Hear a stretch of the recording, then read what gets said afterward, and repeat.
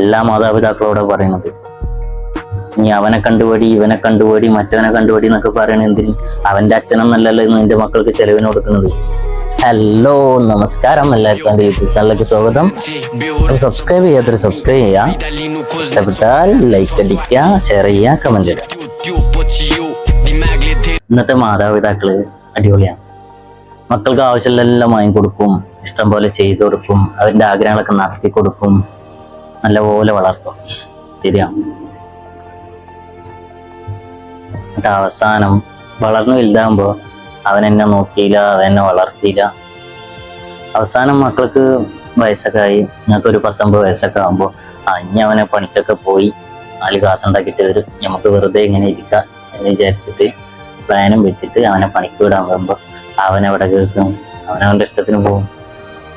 നാളെ വേഗം എന്തെങ്കിലും ആവശ്യമുണ്ട്, ഇപ്പ ഒട്ട് കൈ നീട്ടും, ഉമ്മ ഒട്ട് കൈ നീട്ടും. ഇതൊക്കെ വളർത്തുമ്പോൾ നല്ലപോലെ വളർത്തണം. ഇപ്പൊ 4 ആൾക്കാരുടെ പോയി പറയുമ്പോൾ നാട്ടുകാർ ഈ ഡയലോഗ് പറയുള്ളൂ. അപ്പൊ ആ മക്കളെ വളർത്തുമ്പോൾ നല്ലപോലെ വളർത്തണം. എന്തിനതൊക്കെ കേൾക്കണം? നിന്റെ അവസ്ഥ എന്താണോ അത് നീ അവർക്ക് മനസ്സിലാക്കി കൊടുക്കണം. അവർ ചോദിക്കുമ്പോഴൊന്നും വാങ്ങിക്കൊടുക്കുകയല്ല. എല്ലാ മാതാപിതാക്കളോടാ പറയുന്നത്. നീ അവനെ കണ്ടുപടി, ഇവനെ കണ്ടുപടി, മറ്റവനെ കണ്ടുപടി എന്നൊക്കെ പറയണത് എന്തിന്? അവന്റെ അച്ഛനൊന്നല്ലല്ലോ ഇന്ന് നിന്റെ മക്കൾക്ക് ചെലവിന് കൊടുക്കുന്നത്, നിങ്ങളല്ലേ.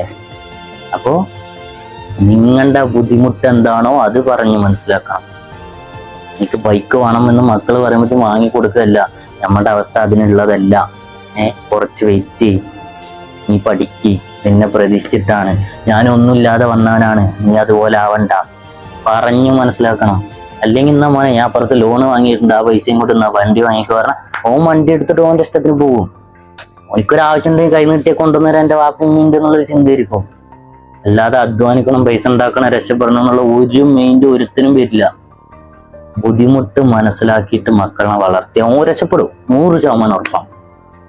അല്ലാതെ ഓൻ്റെ മോൻ പറഞ്ഞത് ഓൻ്റെ ആഗ്രഹങ്ങളൊക്കെ നിങ്ങൾ ചെയ്തു കൊടുത്താൽ ഒരിക്കലും രക്ഷപ്പെടൂല. നിങ്ങൾ വിചാരിച്ച പോലെ ഓനെ കിട്ടൂല്ല. അത് പറഞ്ഞിട്ട് നിങ്ങൾക്ക് വെറുതെ നെഞ്ഞും കൊളുത്തിയിരിക്കാന്ന് വിചാരിക്കും വേണ്ട. ഓരോ മാതാപിതാക്കളും ശ്രദ്ധിച്ചാളി, എൻ്റെ ബുദ്ധിമുട്ടും അവസ്ഥയും ഒക്കെ അവർക്ക് മനസ്സിലാക്കി കൊടുക്കണം. സ്നേഹം എന്നത് പഠിക്കുന്നത് റോട്ടിൽ കൂടെ കാണുന്ന പെണ്ണുങ്ങളുടെ നിന്നില്ല, അത് വേറൊരു അർത്ഥമാണ്. മാതാപിതാക്കൾ സ്നേഹിച്ചിട്ട് കാണിച്ചു കൊടുക്കണം മക്കളെ, ഇതാണ് മക്കളെ സ്നേഹം എന്ന്. അല്ലാതെ രാത്രിയായ വീട്ടിൻ്റെ ഉള്ളിൽ തല്ലും വെക്കാനും ചട്ട കയറിയാലും പാത്രം എറിയലും അടിയും കള്ളുപിടിച്ച് കയറി വരലും അതല്ല.